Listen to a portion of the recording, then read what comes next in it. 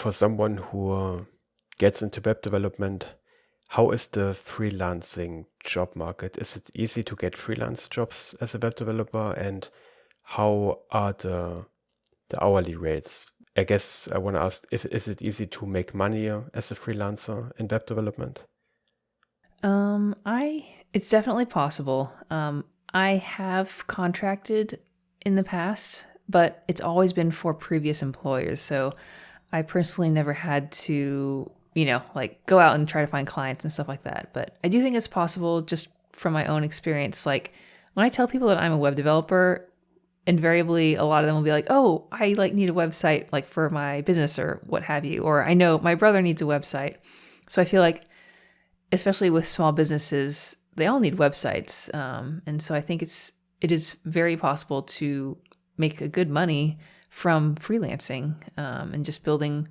You can start by building websites for small businesses that you know, or even just start with like making websites for family members and kind of learn from there. I'm not super.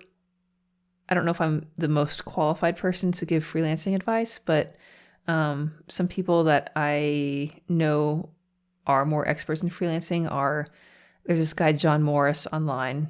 He has a YouTube channel, but he also has courses on, I believe, Skillshare.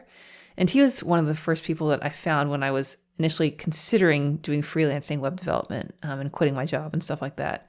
And I think there's another person study web development, and I think he just released a course with Brad Traversy about freelancing. So there are resources out there that if you want to learn about it, you can. I will say that if you're doing freelancing for small businesses, you might need to learn things like WordPress or Shopify, just these e-commerce kinds of things that are really important if for small businesses. So it's definitely possible.